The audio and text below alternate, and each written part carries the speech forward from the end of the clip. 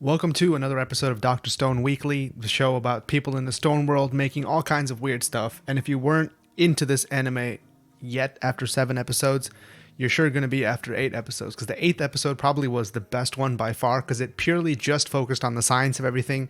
And really, that's what I've been looking forward to from the show for like the past 7 weeks, is that I was like, when are we going to get really hard into the science and be like, let's see what all the cool stuff that we can make from this stuff are. And then this week, it delivered like 10 billion%, to use the words of the show. So what happened in this episode? What happened last episode? Quick overview. So last episode, Senku finally discovered the village of people who've been living across this like bridge out in the wilderness, and they've been around forever, and they know some things and they don't know some things. They kind of speak the same language, but they don't have the same cultural reference points, and they've seen kind of the more like bad parts of nature, and they haven't really remembered anything from the old society, but they haven't really been able to construct anything other than like basic stone tools, and like they hunt things to eat things, and they're very basic basically. And Senku's like, this is perfect, this is the exact type of people that I need to make my science kingdom and to take over their world and to combat Tsukasa and all his like primitive nonsense. So what does Senku do? He sets up his camp opposite the bridge, and then he takes up with this guy called Chrome, who's like the village sorcerer, and that's what they call scientists. And he just does all this like funny science stuff with minerals that he's found in and around their village, like making flame tests and things like that. And when Senku shows up and just basically trumps him in everything scientific, he gets his mind blown and just wants to be Senku's like top boy. And that was last episode. We discovered that Kohaku, the girl who we saw last episode, who tried to attack Tsukasa because she saw him like attacking Yuzuriha when Senku was trying to escape from them. She has an older sister called Ruri, who's also like very ill apparently, and they're trying to help her. So the whole goal now, their goal is to make antibiotics because she has some kind of like respiratory infection or something, which they can only really cure with antibiotics. And of course, if you're 2 million years behind technology, there's really very only 2 complicated ways to get there, which we learn in episode 8. You have to either find a mold that grows penicillin and then you can use that, or you have to use like a different method, which is like concocting all kinds of crazy stuff. And of course, Senku picks that route because it's the one that's probably going to lead to better success down the road. And it also happens that penicillin, even though it exists out in the wild, is just very hard to come by, and it was just chance that we found it anyway, and we only really found it in the 1900s, and they have stone tools, so the chances of them finding it by the time needed to save this girl are very low. So Senku's like, we gotta get ahead of this, we gotta make these antibiotics, but first I need to win these people over, because to make all these things, the first thing that we need to do is get iron. So Senku discovers this, like, that Chrome has a magnet. We also get this nice little tidbit about how the North Star has moved because the Earth has been shifting on its axis for the past 3,700 years. So now true north isn't true north anymore. So the Earth's axis has moved. So Senku just keeps reminding himself that no matter how many times he thinks what he knows is right, he has to not take anything for granted and remember to construct everything from first principle, because the world is fundamentally different from when he started and not everything is the same.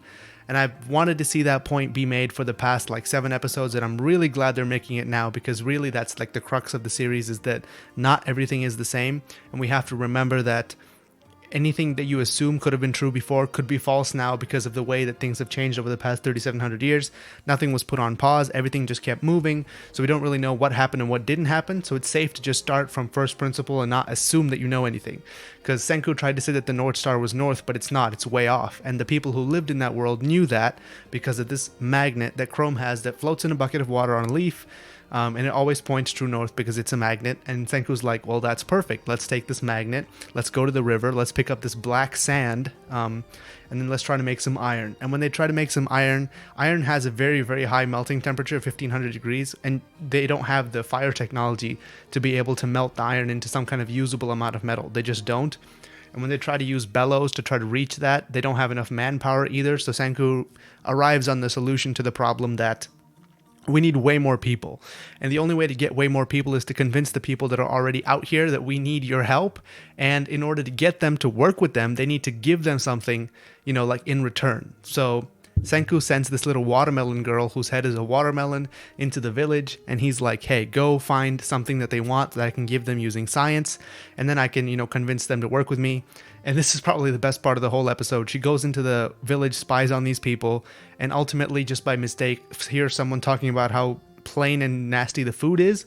Senku's like, well, I can fix that. And then he just so happens to see her playing with this millet plant, and he says, hey, let's go find where this millet is growing. They go. Millet is a grain, so he cuts a bunch of this grain, husks it, grinds it down, makes a type of flour out of it. Then he constructs the flour into a dough using eggs and some potassium carbonate, which if you've ever made ramen noodles before, you know you really need that for the noodles to hold up in the soup.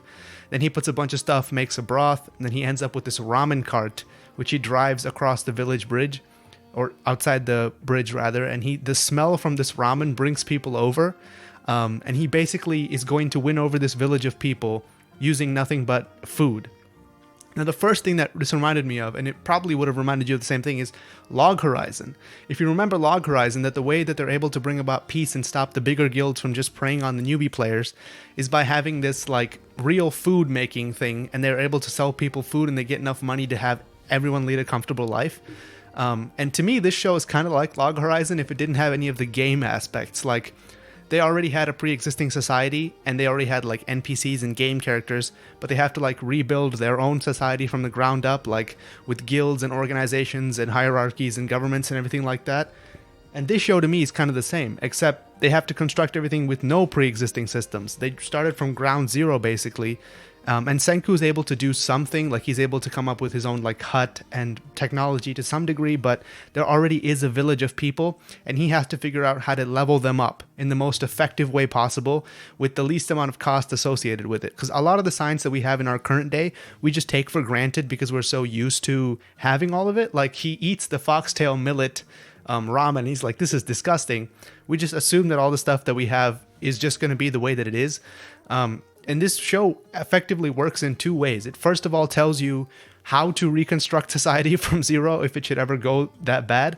And secondly, it tells you like a lot of the things that you think you'll just have forever are not going to be around forever. And you should be kind of more appreciative of this stuff. Because the ramen, just think of all the ingredients that it takes to even make ramen. And then to reconstruct that from nothing will be insane. Like, think of a smartphone. They've been talking about smartphones in this show forever, and that's like the ultimate pinnacle of human achievement, because just the network that the smartphones run on requires thousands of people to upkeep, and it literally takes like hundreds of elements and hundreds of different components just to make one phone that we use to just entertain ourselves. And the ultimate goal of the show is to like reconstruct society to that point. I don't know if this show is going to go on for 10 years, we'll actually get there, but the show is doing a really good job of showing us that this is even possible, because every time he does something that we just assume is very basic and he arrives at some point which we never thought we'd arrive at, it leads us to believe that a lot of the stuff that's happened in human history is not really purely because of intelligence, or it's half luck and half following up on crazy ideas. Like, he has a big admiration for Chrome because Chrome tries all kinds of crazy stuff even though he knows nothing. Like, he has a floating rock in a bucket just because he thinks it's cool. And this is the kind of like curiosity and wanting to follow up on things that don't really make sense that led to us discovering a lot of things. Like, the reason we know that radiation exists is because somebody left a piece of uranium next to some photographic paper or whatever, and without that we might never have found it. Like, it doesn't really exist in our plane. We can't detect it except with things that interact with it directly, ionizing radiation. And it's kind of nuts that we even found it in the first place. So this Dr. Stone, above everything else, kind of reminds us that how much of our modern technology is actually just built on chance. And if we had just found this stuff earlier, we would have had a way better future. Like, antibiotics, penicillin was only found because someone examined a piece of green mold and noticed that it was emitting something that killed bacteria. But to find that, they needed microscopes, and to create microscopes, they needed lenses, and to have lenses, they need glass. And there's all this like layers and layers of technology that we don't really think about in our day-to-day lives, which if you were building stuff from the ground up, you would need in order to find the stuff that he already knows, Senku does, when he goes into the future, which is actually the past technologically. So he's able to just know that this stuff already exists. It's kind of like having the cheat code in a game where you're trying to build society from the ground up. So he's just walking around trying to inspire people to learn about science and like join his kingdom of science so he can battle Tsukasa. And I'm kind of happy that the Tsukasa like plot line is kind of laid to rest at this point, and we're not really too focused about him. We didn't see him at all in the past couple of episodes, and that is just tried and true. Like having an antagonist who has the opposite philosophical beliefs as you, that's fine. But like I like being more involved with Senku and his scientific findings, even though I do want to know what happens to Taiju and Yuzuriha when they arrive at his camp.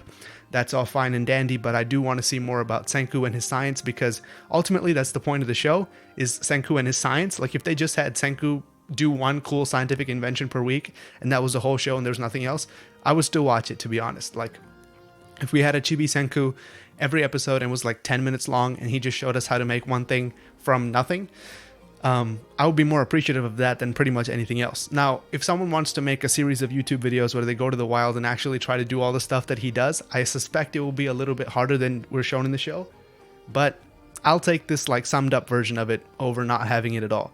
So Dr. Stone, great show, continuing to be great, even despite the slow start that it had, setting up the kind of shonen framework that we've come to expect from all of this stuff. But just being involved in the day-to-day action of it is much more interesting to me than actually seeing the rival and fearing about Senku's life. I just want to see him upgrade a society from nothingness to having antibiotics, powered travel, like locomotion, something more fast than horses to get around, weapons, and everything else.